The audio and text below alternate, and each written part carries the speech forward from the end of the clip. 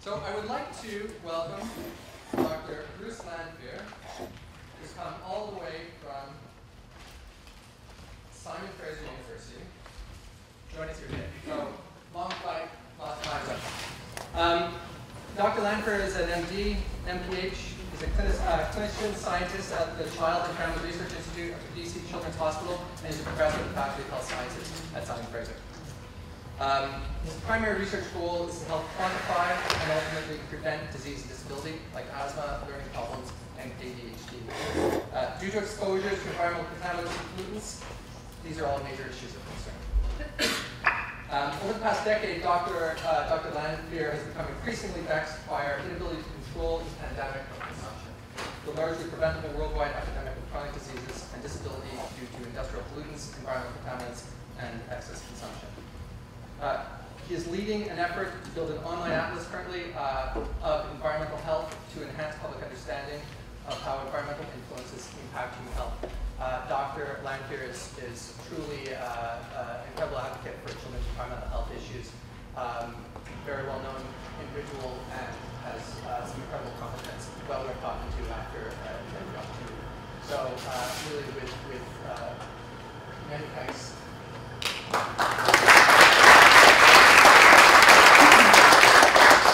So as Eric alluded, for the first probably 20 or so years of my career, I really focused on doing the science because I believed that if we had science, we had the answers, that we would do something. Over the past 5 or more years, I've become increasingly convinced that that's not the case, or by itself, it's not sufficient. And so I've begun to shift more and more towards this idea of how do we take that science and translate it. And when I started, maybe there were a few dozen people really focused on children's environmental health. Now I can't keep up with the literature. It's just voluminous. 5 major articles every month from around the world. And yet, still, we have such a hard time translating it. Now, Eric set up at the end of this an opportunity to dialogue, which I'm increasingly interested in. I've been given a generous amount of time, but we also wanted to make sure that there was time at the end so that there was some real dialogue, not questions and answers, but a real dialogue. Do we know enough, for example? What else could we do to try to take this and translate it? What are the next steps to get us down to this on-the-ground protection? So I'd like to talk about, in particular, the impact of toxins on the developing brain. And I titled it Little Things Matter, both because what we're talking about are low concentrations of toxins, but perhaps more importantly, little things, children matter, or they should matter. And I want to start out with a quote from Rachel Carson, because not only is this International Child Day, but this day in 1971 was the ban on DDT in the United States, as a result, largely as a result of the book Silent Spring. And Rachel Carson wrote a number of really eloquent and powerful things in that book, but one of these grabbed me, and I'll share it with you today. For the first time in the history of the world, every human being is now subjected to contact with dangerous chemicals from the moment of conception until death. Now, of course, in many ways, we've made tremendous progress on environment and environmental health over the past 50 or more years since that book was first published, on one hand. On the other hand, we are still largely failing to protect children and the rest of us from environmental toxins. This is one of the epidemics we're now dealing with as a result of industrialization, the epidemic of brain-based disorders in children. Things from anxiety, autism, conduct disorder, depression, and ADHD. These estimates are all from the United States. We don't have good estimates of prevalence in Canada. And even for some of these, it's really not great surveillance data, but the first national surveillance study, for example, with ADHD was just published in 2007, and it suggested about 1 in 10 children meet criteria for ADHD. So we're really in the midst of an epidemic of brain-based disorders. And it's not really my intent to compete with other things like cancer, but at some point you have to ask the question, why do we treat the brain with so much disregard compared to other concerns? Heart disease, of course, kills more people. Cancer comes after that. But what happens throughout our life is so much a function of our brains and our abilities to use that. And yet we really don't give it much thought. Now, there's a lot of concern that these conditions are on the rise, and certainly that appears to be the case with autism. This is a few years out of date. Now it's 1 in about 68 children. At some point, you have to really wonder what's going to happen to this curve. Is this real? How much of it is change in severity of autism or expanding the diagnosis to other conditions? But by any measure, autism has increased dramatically. There's some evidence for ADHD, still quite limited, like this data, in terms of how much has it risen.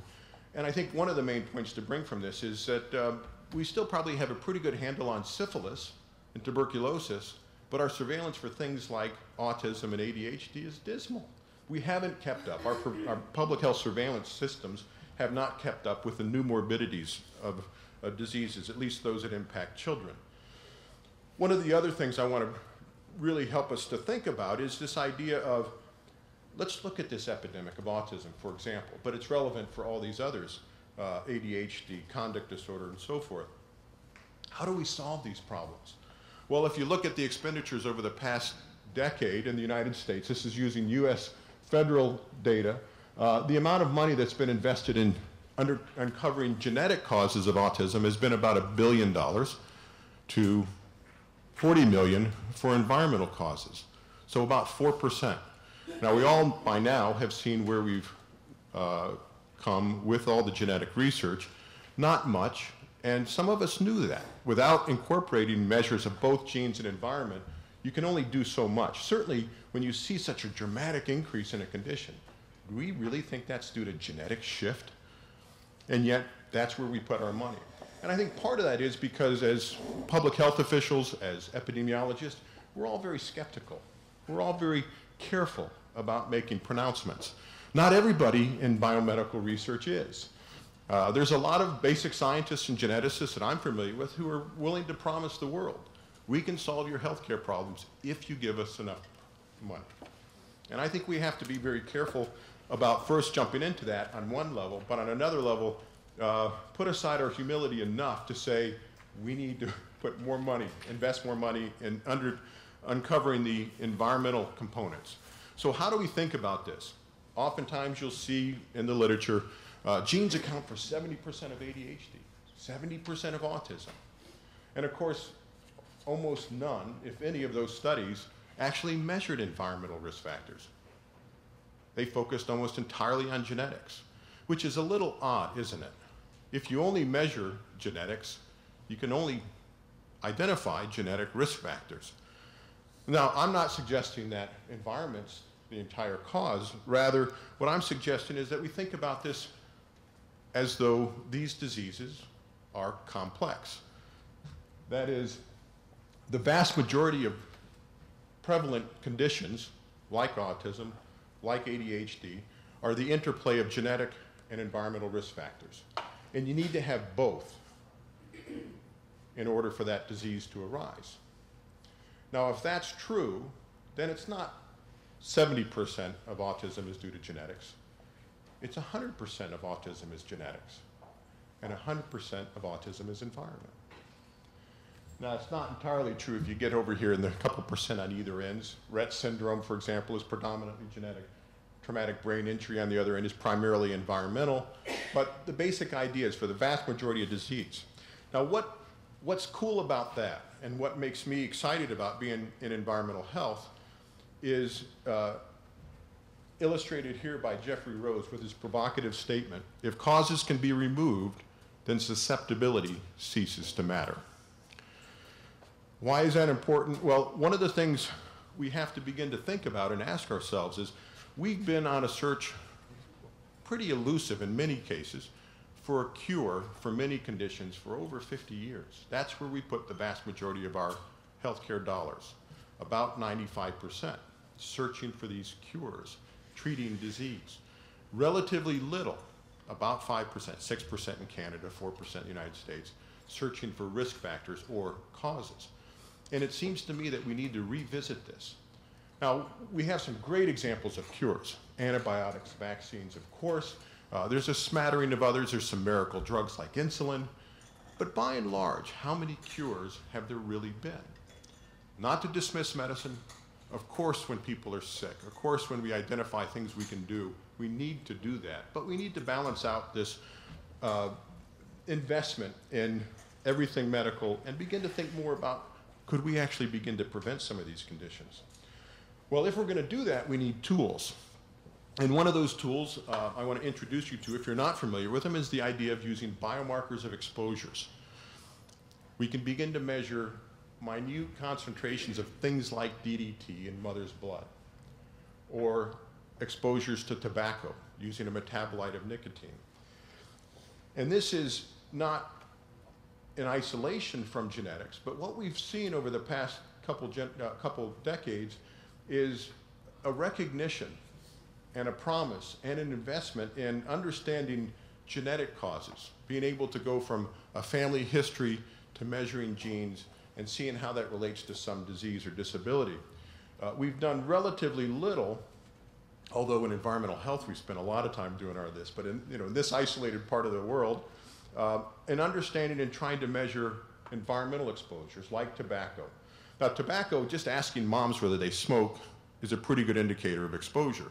But when we get into secondhand smoke, it's not as good. When we try to measure things like lead or DDT, nobody knows really what their exposures are. We have to rely on those dosimeters, those internal tissue dosimeters that we're now being able to use. And in order to realize the full potential of this genetic revolution, we also have to marry that with an environmental revolution. Let me just give you a quick example of that. Most of what I'm going to talk about today is the developing brain, but I wanted to bring in at least one or two examples of other perinatal outcomes, like, for example, spontaneous abortion or miscarriage. Now, this was a study done out of Europe, and I had to get some additional information, but this is the reference here. And what I want to do is walk through a couple of slides and give you an idea of the power of being able to measure more carefully, more objectively, things such as tobacco exposure. So it's been known for quite some time that if a woman smokes, she's more likely to have a miscarriage or spontaneous abortion. In this case, it's about a 40 to 50% increase in this particular study. But what happens if we can measure that more accurately? This is basically looking at the same thing, but now we're measuring it with cotinine, and we're classifying women as exposed and unexposed based upon a cotinine level. And the adjusted odds now increases to somewhat less than 2, but quite a bit larger than the previous one. But now what happens when we try to look at those who are really unexposed, that is, those with no cotinine measures, as opposed to those who are exposed to secondhand smoke, and then those who are active smokers based on cotinine. Now what we can see is that those who are active smokers based on cotinine are at increased risk, greater increased risk still than the last slide, and we see that there is essentially a continuum of exposure. Even those who aren't smokers are at increased risk. Now, of course, we can even take that to the next level with another study by Lucy England. This is looking only at active smokers, but what you can see here is that, yes, women who smoke are more likely to give birth to low birth weight babies, but the greatest decrement is at the lowest levels of exposure. And this idea of not having necessarily a threshold or a simple linear relationship is a really powerful one, and we'll talk more about that in a few minutes. So let's shift to talk about factors that impact brain development. And the first thing I want to do is inoculate myself. I'm not suggesting that environmental toxins, or toxicants if you prefer, are the only risk factor. Of course, I'm obsessed with them because that's what I do, that's what I research. But there's a whole variety of things. It's also important for us to know, though, that these things interact with one another. Women who have higher levels of smoking, even secondhand smoke, tend to have lower levels of folate available to the fetus. So these things interact, and many of them are important. But I'm going to focus on environmental toxins. And this is the general outline that I want to talk about. First, that most of the recognized toxins were discovered only as a result of an environmental disaster. We like to think that there's people out there scouring these chemicals, searching for those that are toxic before they're released into the environment, but that's largely not true. Increasing evidence is linking toxins with the disease and disability at levels previously thought to be safe. And finally, all of these point to this need to revise regulations and reduce exposures to environmental chemicals and toxins. Now, all of you are familiar with this slide, which shows a young woman who was devastated by congenital exposure to mercury, or metamata disease. This really woke us up to the idea that chemicals can cross the placenta, and that the developing fetus is more susceptible.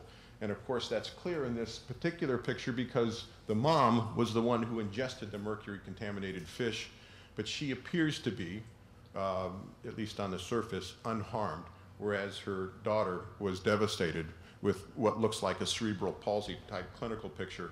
And there are brain effects that also are represented by congenital mercury poisoning. But those disasters really are only the tip of the iceberg. And that's really the focus of, I think, what many of us do on a day-to-day basis. These subclinical things that for too long have been dismissed because they're not overt, because they don't disfigure. And yet, as we already alluded, they can have tremendous impact on brain development and miscarriage, for example. Now, I don't know how many of you have seen the advertisements that Dow Chemical put out. They're beautiful pictures of people in different environments, and they talk about the human element and how Dow makes these contributions to our daily lives. That's, in their words, awesome and beautiful. I use this in a little bit different context. I use their HU, human element, but the fetus, not only do they make other kinds of contributions, they, along with other chemical companies, have contaminated all of us, beginning in the first environment, beginning in the uterine environment. And why is that important? Well, as many of you know, first, the blood-brain barrier isn't fully formed in the developing child, and it's more permeable to toxins. In fact, in some cases, like with lead, lead disrupts the blood-brain barrier. Rapidly growing cells are often more vulnerable to toxins than slow-growing cells.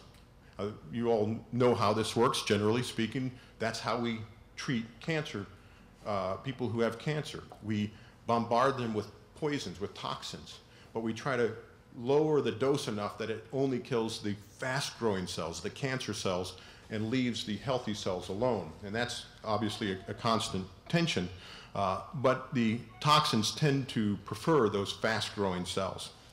Brain growth occurs over a longer duration than other organs, and therefore it's going to be more vulnerable over a longer period of time. The fetus in the child may lack certain enzymes that we use to detoxify some of these contaminants. And finally, as all of you know, that either our parents work with kids, young children are often more heavily exposed because they tend to put a lot of stuff in their mouths. It's almost like a third hand in that first 2 years of life.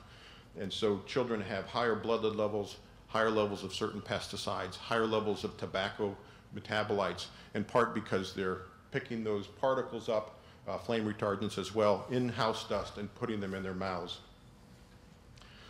So one of our attempts to help translate some of this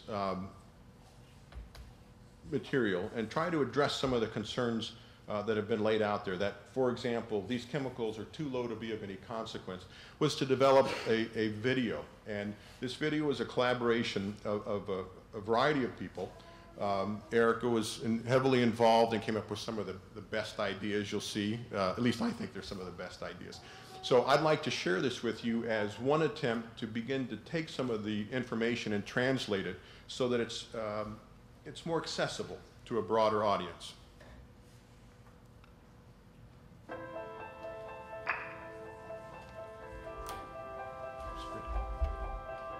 It's true, not all chemicals are bad, but toxic metals like lead and mercury are found in all of us. So are persistent toxins like PCBs and endocrine disruptors such as bisphenol A and flame retardants. We've been studying the impact of toxins on children for the past 30 years and reached the inescapable conclusion: little things matter. Toxins can have a lifelong impact on children. We've also discovered that extremely low levels of toxins can impact brain development. Let's take a look at the percent of children were exposed to some of these toxins using a national study in the United States. To keep it simple, we'll use 100 children to represent all children. Mercury is found in 89% of children, primarily from eating large fish contaminated by pollution. Lead is detected in the blood of all children, regardless of race, income, or where they live. Over 80% of children are exposed to organophosphate pesticides, mostly from food. All children are exposed to PCBs, a persistent pollutant that was banned in the 70s but will linger for generations. Bisphenol A, or BPA, is found in 96% of children. PBDEs, a type of flame retardant, are found in 100% of children. But these toxins don't occur in isolation. Children are exposed to many toxins and dozens of untested chemicals all the time. Let's take a look at the body burden of a typical child, one toxin at a time. If each marble represents 1 part per billion of a toxin, this figure represents the body burden of a typical child. 1 part per billion is deceptively small. It is only about 2 tablespoons of sugar in an Olympic-sized swimming pool. But chemicals can be biologically active, even at very low levels. The chemical industry has tried to assure us that concentrations of these toxins are too small to cause harm. But chemicals designed by drug companies to alter behavior, like the prescribed dose of Ritalin, a drug commonly used to treat children with ADHD, is active at levels about the same or even lower than toxins found in the blood. Besides, a lot of studies have shown that some chemicals can be toxic, even at very low levels. As the body burden of PBDEs in pregnant women increases, the intellectual ability of their children decreases. Let's take a closer look. As the level of PBDEs in mother's blood increases from 10 to 100 parts per billion, the IQ scores of their children drop by about 5 points. We see a similar pattern with organophosphate pesticides.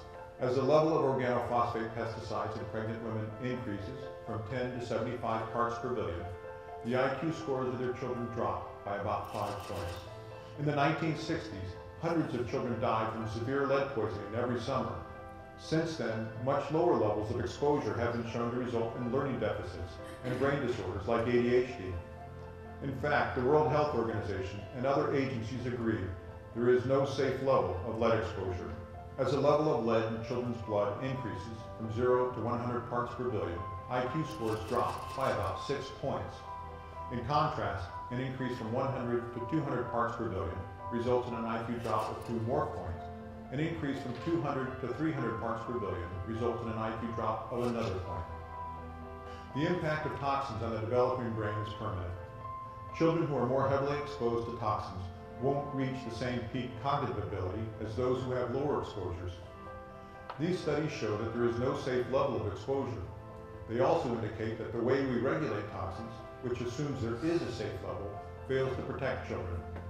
The chemical industry argues that the effect of toxins on children is subtle and of little consequence.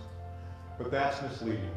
Little shifts in children's IQ scores have a big impact on the number of children who are challenged or gifted. Let's go back to our original sample of 100 children and look at a typical distribution of IQ scores. Most of us have IQ scores that fall between 85 and 115 points. Only 2.5% of children have an IQ above 130, which is considered gifted. There are about 6 million children in this group. On the other end of the distribution, another 2.5% of children have an IQ below 70, which is considered challenged. The impact of exposure to a toxin like lead causes a 5-point drop in IQ. This shift results in a 57% increase in the number of children that are challenged, from 6 million to 9.4 million. There is a corresponding decrease in the number of children that are gifted, from 6 million to 2.4 million. Little shifts matter. The impact of exposure to another toxin, like flame retardants, results in a further increase in the number of children who are challenged, from 9.4 million to over 11 million. There is a further decrease in the number of gifted children. Although many, or even most, chemicals are harmless, the cumulative impact of exposures to 3 or 4 toxins is overwhelming to imagine. In Canada and the United States, chemicals are used in consumer products and released into the environment before they are tested for toxic effects. By allowing children to be exposed to toxins or chemicals of unknown toxicity, We are unwittingly using our children as part of a massive experiment. But it doesn't have to be this way. Like the European Union, we could require industry to prove that the chemicals they use aren't toxic before they enter the market. So that was our attempt to try to help get across some of the public health messages that I find actually very difficult to do. So we've tried to come up with some public health iconography, the samples, the cluster, and show how exposure occurs. So it gives you the sense, it's not just a number, but it gives you a sense that these are people, groups of people. And that shifting of the bell curve. You know, in other videos, I'll show you another one, it's an older one, we use this bell curve, just a line. It just like didn't quite feel like it was getting that message across. So anyway, I'd love to hear some feedback on ways to improve translation in general, but certainly the video in particular, since we're releasing it today. Now, one of the things that I mentioned in the video, and has been true, and I've heard this any number of times, both from physicians as well as industry, and that is that these impacts of low-level toxins are too small to be of any consequence. And for an individual child, I suppose there's some truth to that. Looking at two kids, my wife, who's a developmental pediatrician, can't really distinguish a child who has an IQ of 100 versus 104. You might get a sense, but not, it's just, there's a little even day-to-day variability, right? So it's got to be inconsequential. I mean, it's one thing, you take somebody like Bill Clinton, who has an IQ over 130, and George Bush and somewhere, well, below that. And she picks up that quite readily, even just looking at campaign speeches and so on. But for most of us, they're very subtle. But when you begin to look at the population impact, even on something like lead, where there's been a 95% reduction in exposure over the past 3 to 4 decades, David Bellinger estimated that lead exposure still accounts for 23 to 24 million IQ points lost in a 6-year cohort of US kids. Now, we don't have some of these data available in Canada. I guess the simplest thing would be to divide it by 10 and you'll come up with a rough estimate. On the other hand, Canadian children tend to be a little bit less exposed to lead, 20% lower, and bisphenol A seems to be a bit lower as well. Why that is, I'm not entirely sure, but generally speaking, the exposures are similar, but perhaps a bit lower in Canada. One of the other concepts, and this is our next video, I think, I've just got to find $10,000 to do it, is this idea of the prevention paradox, which is a little counterintuitive. But the prevention paradox basically says that the majority of disease and disability occurs in those who are at low to moderate risk. Now, that's not invariably true. If there's a threshold, it might not be true. And if you define almost everybody as being at risk, at being at high risk, then it's not true. But generally, this will be true for many of the diseases and disabilities we're concerned about. Let me give you a quick example using lead. So in 2012, the Centers for Disease Control and World Health Organization came up shortly thereafter and basically said there is no safe level of lead in blood. But we don't have enough resources. We're not willing to invest in our children, I guess is what they meant.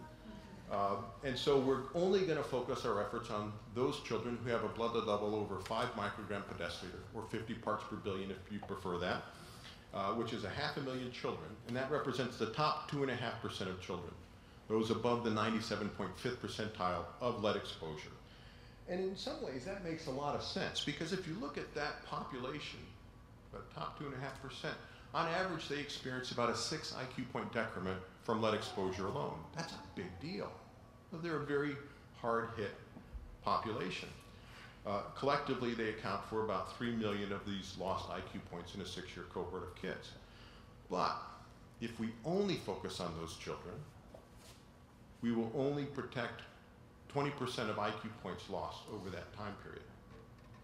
So the vast majority of IQ deficits occur among those who are low to moderate risk. Now, that's not to say that we should ignore the high-risk populations, but what we have been doing, by and large, in North America, is ignoring the low-risk population, which is great if you're in a profit health system, because you're always going to have more people with disease coming into it, right? And you can make a profit. But if you really want to prevent disease, it's not a very good model. So what could we do? I'm not suggesting we ignore the high-risk population, But I don't think we should ignore the low risk. Maybe we could have a hybrid where we begin to recognize we need to do more. And it's not more, let's pass out of pamphlet. Environmental health, we know, the best way to prevent exposure, reduce it at the source. For a long time, we blamed mothers of lead-poisoned kids. You're not doing a good enough job cleaning your house. Well, that's not what brought blood levels down. It was taking lead out of gasoline and lead out of paint, and blood levels plummeted. Too often, we focus on those behaviors and ignore the source. For a long time, we said to women who were pregnant or planning to become pregnant, don't eat the wrong fish. But all the while, weren't doing anything to reduce mercury contamination. Now, just the last couple of years, that was reduced, or it will begin to be reduced through the Minamata Treaty, but it was a long time coming. One of the other concepts, and I'm using lead a lot for a variety of reasons. Partly, I'm most familiar with it, but more importantly, it's been around long enough. We've studied it. We have a good idea about how it plays. And I think one of the big questions is, can we learn from the lead pandemic? And so far, I'm not very optimistic that we have.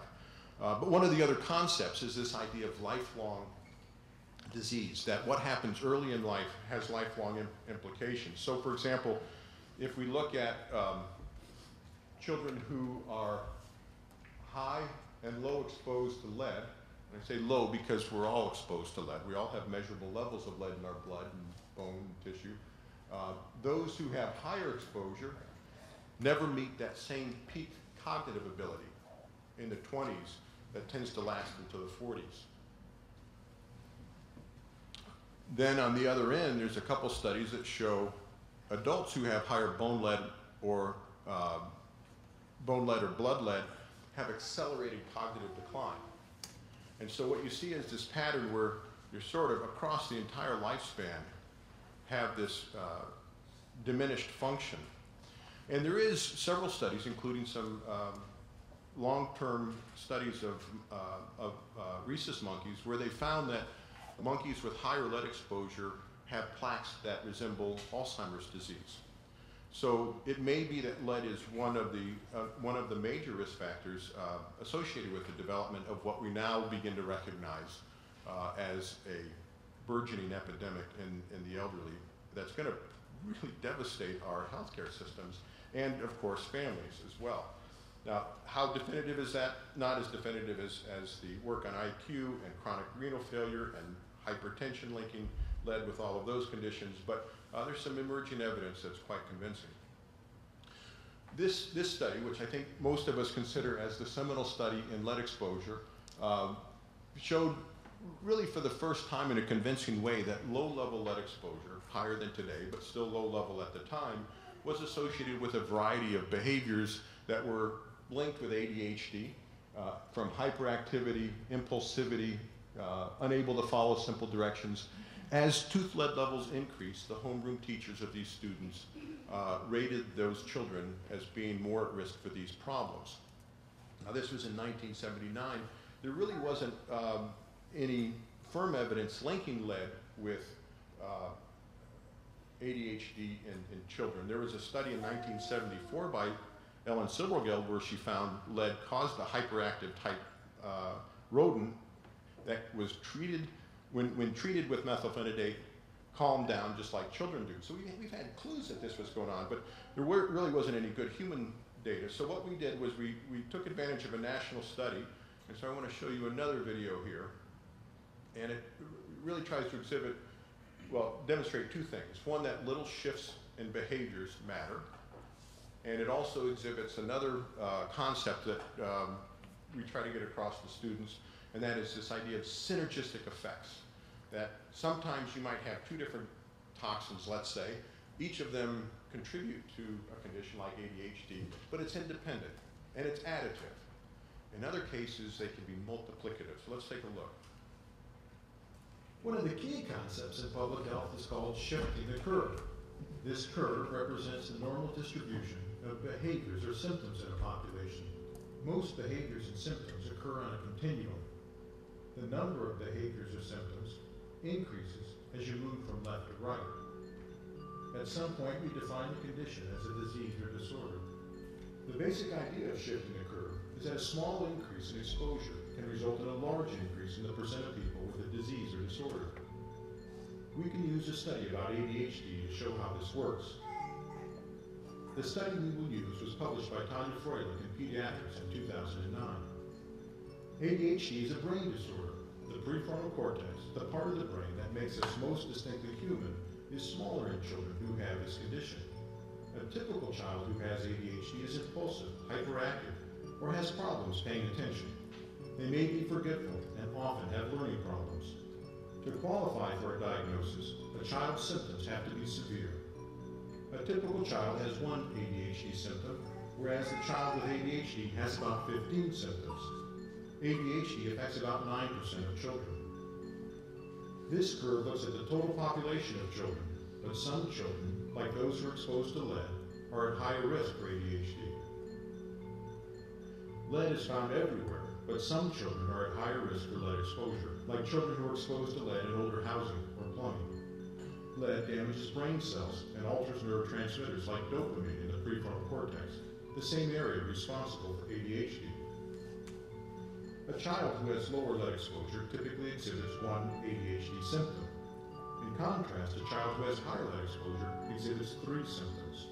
This shift in ADHD symptoms is subtle for an individual child, but it results in a large increase in the percent of children who meet the threshold for ADHD. This increase, from 5 to 13%, is equivalent to 600,000 more children in the United States having this condition. This shows how a small increase in lead exposure shifts the curve and results in a large increase in the percent of children with ADHD. Let's look at another exposure, tobacco. Tobacco smoke is comprised of over 7,000 chemicals, including carcinogens and toxins that affect the brain. If a child is exposed to these toxins during pregnancy, they are at higher risk to develop ADHD. About 19% of pregnant women in the United States smoked tobacco during pregnancy when this study was done. The typical unexposed child from this subgroup has 2 ADHD symptoms. In contrast, the tobacco-exposed child has 4 symptoms. This subtle shift in ADHD symptoms results in a large increase in the percent of children who have ADHD. The increase from 7 to 16% is equivalent to 500,000 more children having ADHD. Sometimes risk factors act independently. In other cases, like with lead and tobacco, they can magnify the impact of each other. This is called a synergistic effect. A child who has low lead exposure and wasn't exposed to tobacco typically exhibits 1 ADHD symptom. In contrast, a child who has higher lead exposure and was exposed to tobacco exhibits 6 symptoms. 4% of children who have neither exposure have ADHD, whereas 24% of children with both exposures have ADHD. This shift in ADHD symptoms results in a greater than 6-fold increase in the percent of children who have ADHD, an increase that is far greater than if you simply added the 2 risk factors together. This shows how exposures to lead and tobacco, which result in subtle shifts in ADHD behaviors, can lead to a large increase in the percent of ADHD. The good news is that this means that we can prevent about 1 million cases of ADHD in U.S. children if we are willing to make the necessary investments. So one of the things I like to bring up when I show that video is, can you imagine how much attention and, well, let's say money, the people that did this work would have received if we had made a drug or a vaccine that could prevent 1 out of 3 cases of ADHD? Be pretty remarkable, wouldn't it? And we got some, we got some academic attention, some scholarly attention, but we really don't have as a society a way to take this kind of information and make long-term investments. It's almost like Dick Cheney said in The Onion. For those of you that don't know what The Onion is, it's a satirical newspaper. They were talking about investments in education and decided that it really wasn't worthwhile because it takes 18 years to come to full maturation, and even then there's no guarantees. And that's kind of it's kind of funny, but we really do as a society have a hard time making those long-term investments. So we now know more about lead and tobacco and their association with certain behaviors like ADHD. And in part we think that's because they disrupt or diminish the availability of dopamine in the prefrontal cortex. But there's evidence from laboratory studies that some of these other chemicals like bisphenol A and OP pesticides and PCBs also disrupt dopamine in the nerve, in the prefrontal cortex. And at some point you say, okay, how much more information do we need? Is there enough evidence that there's a pattern of toxicity?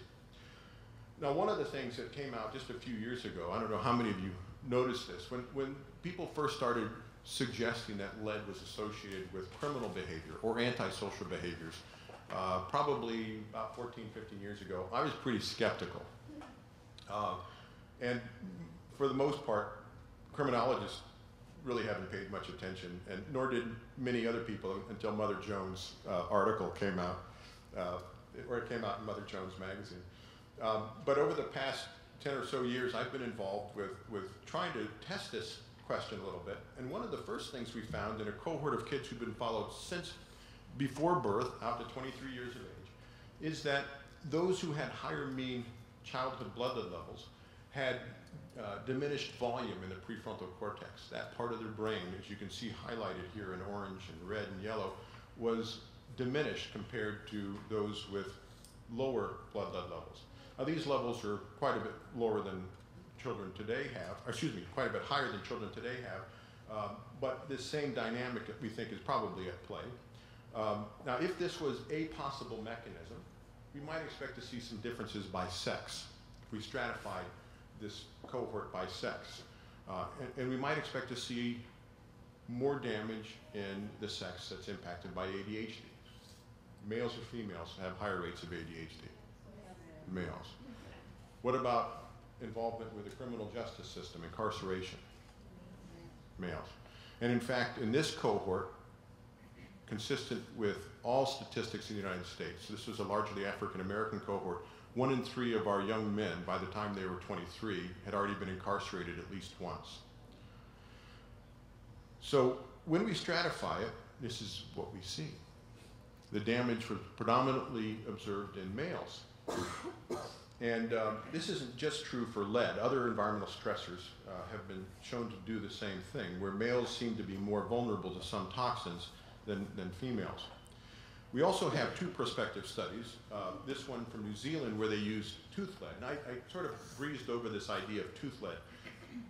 The reason Herb used tooth lead and Ferguson in this study is that lead is a divalent cation like calcium, and it sneaks into the gut by acting like iron or calcium, and most of our lead is stored in our bones. And teeth are, of course, just a type of bony tissue. So they use this as a lifetime measure up to the point when the kid loses a tooth of lead exposure.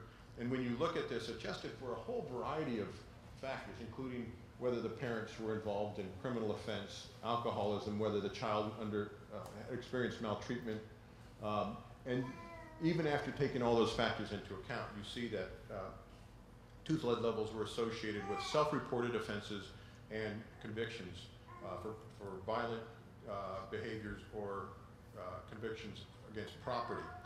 We saw the same thing in Cincinnati, and that in particular is important because oftentimes when I present this in the States, people will assume, oh, criminality, did you adjust for race? Did you adjust for poverty? And in fact, we did. And what's so important about the Cincinnati study is virtually all of the kids grew up in a poor environment, and virtually all of them were African American. So this is not a race thing. Herb Needleman saw the same thing. In fact, he thought his evidence suggested that white children perhaps might be a bit more at risk given lead exposure, but it impacted both white and black children. Even at lower levels, we see that children who have blood levels above 9 microgram per deciliter are somewhere 7 to 12 times greater risk of developing conduct disorder, which is a early form of antisocial behavior. Now, not all children who have conduct disorder, who meet criteria for conduct disorder, will go on and lead a life of crime, but there is some of those children who will, and it suggests that lead is associated with some of these same types of behaviors. Now, these studies are really important because what they begin to suggest is, in contrast to what many of us previously believed, that crime is a consequence of bad seed. That is, if you come from bad parents, you'll have bad kids. It's kind of the genetic argument. And if that were true, then Australia would be full of criminals, right? So we know it's not quite that simple. But this is, I'm sure some of you are bound to think, well, yeah, but there's so many other factors. Well, we can at least take some comfort in toxicologic studies, for example, where they dosed the golden hamster models with lead and showed that those lead-exposed hamsters are much more likely to attack without provocation other hamsters. And so we have some corroboration from controlled studies in the lab. We also can go back, and this is true for Canada as well, but Canada fortunately doesn't have as many points when you look at homicide and violent deaths. But if you go back over the past century in the United States, what you see is that lagging lead exposure, and you see this striking correlation of lead exposure based on input into gasoline and paint and homicides. Another economist, Jessica Reese, looked at this and tried to explain the dramatic decline in criminal behavior over the past 3 to 4 decades and concluded that over 50% could be attributed to lead, less than 30% to all other factors, including income, including how many police on the police force, including race, boom, boom, boom.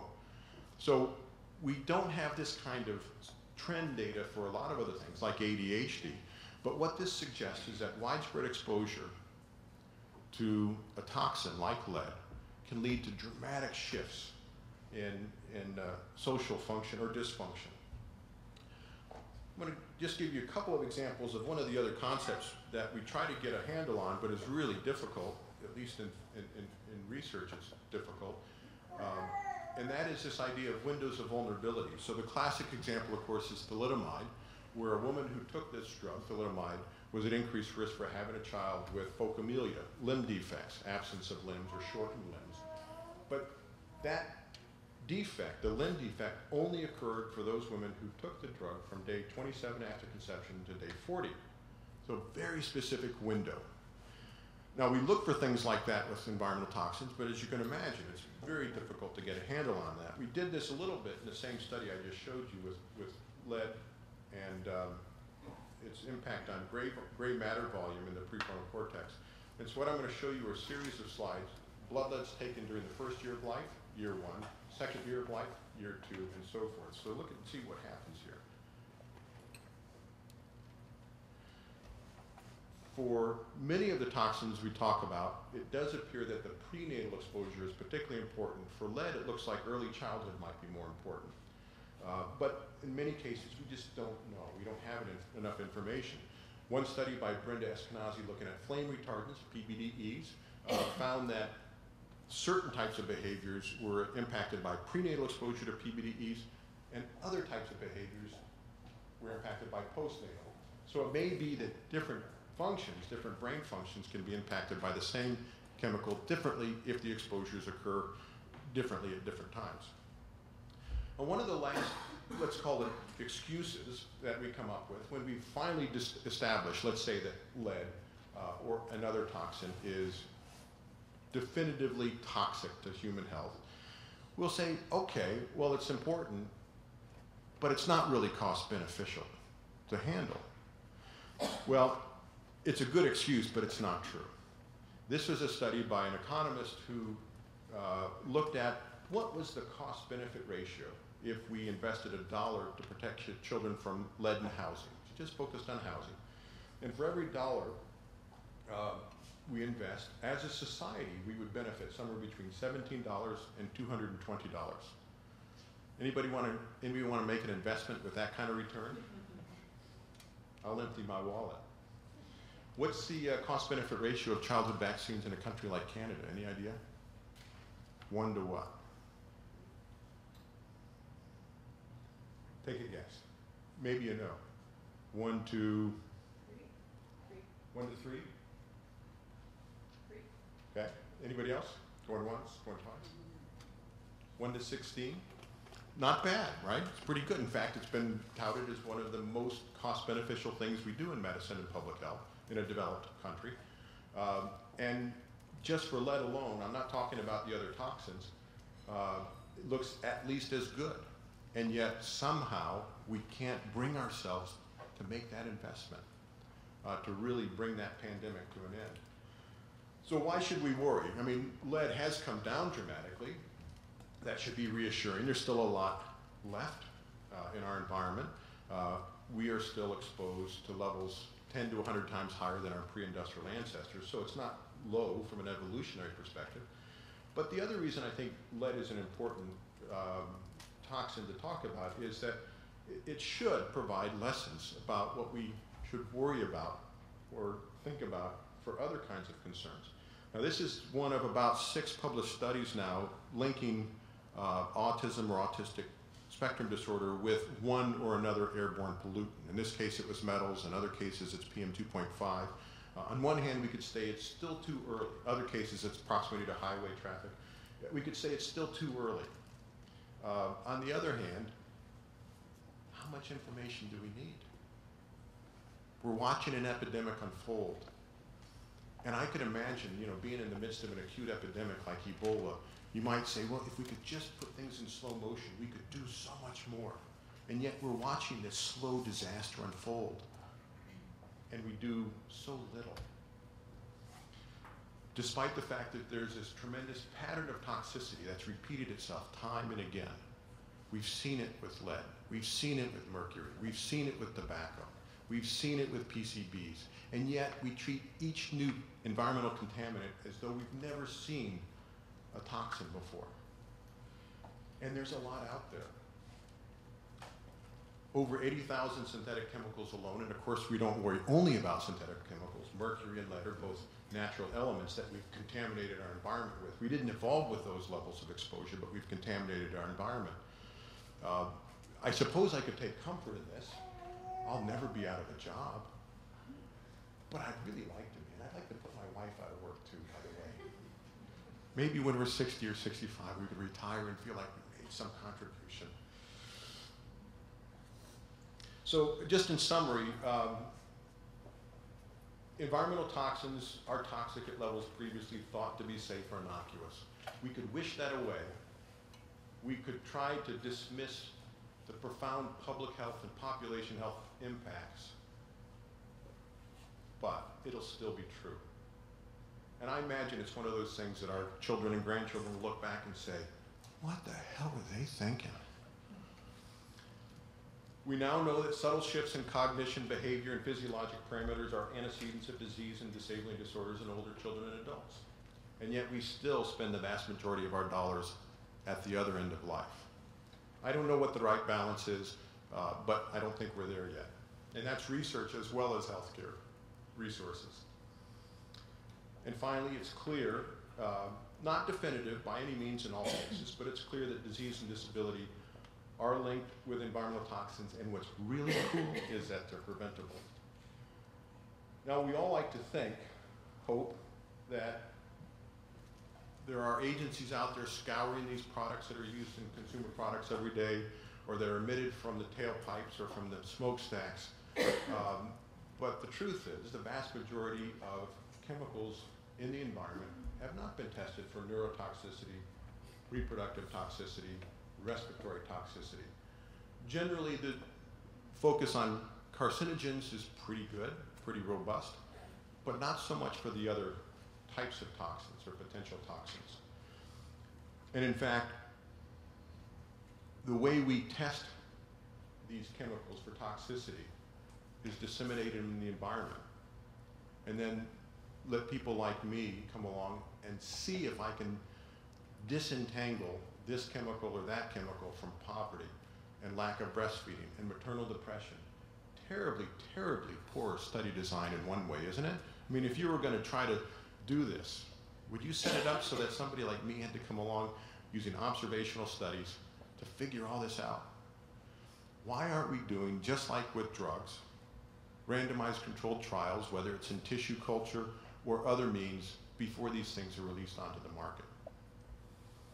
Now, for those of you that have been around a while or students of history, you know, for the first 50 years of the last century, there were a couple dozen people, progressives they called them, that really advocated to try to control the use of drugs, to make sure they were labeled and tested for efficacy before they were marketed, and made sure they were safe.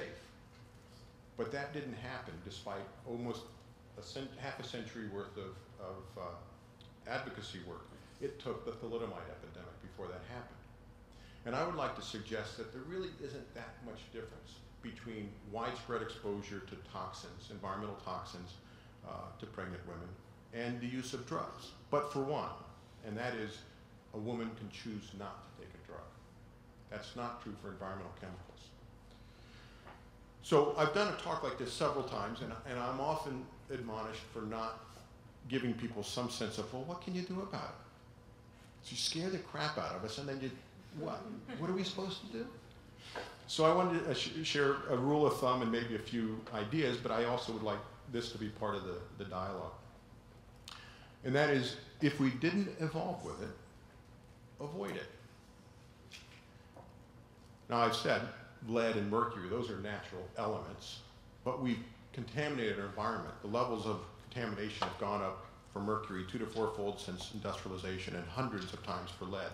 So we didn't evolve with it at the concentrations. And many of the synthetic chemicals we're exposed to, we certainly didn't evolve with.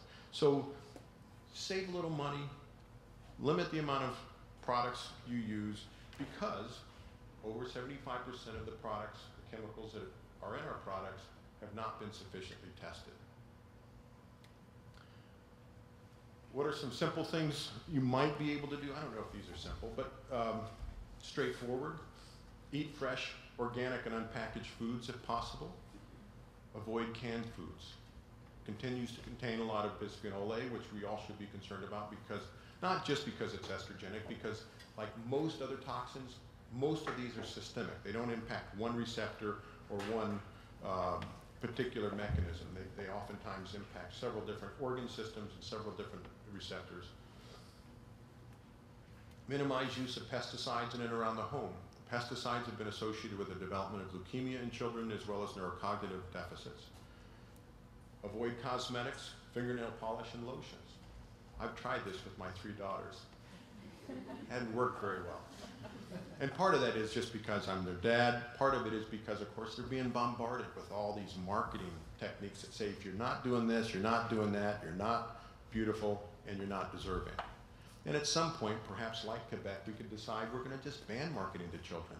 I'd vote for that. Support bans on smoking in public places and cosmetic pesticides. 5 provinces have done so. In terms of cosmetic pesticides, all of us have to some extent with smoking in public places. And one of the striking things is, if you, and I don't know how many of you were watching this as it unfolded, I don't think any of us expected to see the dramatic impact banning smoking in public places would have. 18% reduction in asthma visits for children. 10 to 60% reduction in heart attacks in adults. A significant reduction in preterm birth. Huge impacts just from the ban on smoking in public places. Little things matter. Let me just skip ahead a little bit. And I want to end up with a quote from Stephen Jay Gould. Few tragedies can be more extensive than the stunting of life, few injustices deeper than the denial of an opportunity to strive or even to hope by a limit imposed from without, but falsely identified as lying within. So for a long time, we blamed mothers for not adequately mothering their children, not cleaning the house well, being frigid, and having children who were autistic. And what we're beginning to recognize is that many of these things are beyond the control of families, of parents. I'll share one story with you as I end and we open up for dialogue. Joel Bakken, who wrote The Corporation and more recently Childhood Under Siege, was interviewing me for his second book, and I was going through my usual litany of all these different chemicals. And after about 10 minutes, he finally says, wait a minute. He says, so you do this for a living, right? I said, yes. He said, you have kids? I said, yes. He said, can you protect your own kids? I said, no way. So we're asking parents to protect their kids, even when those of us who do this for a career don't feel confident that we can.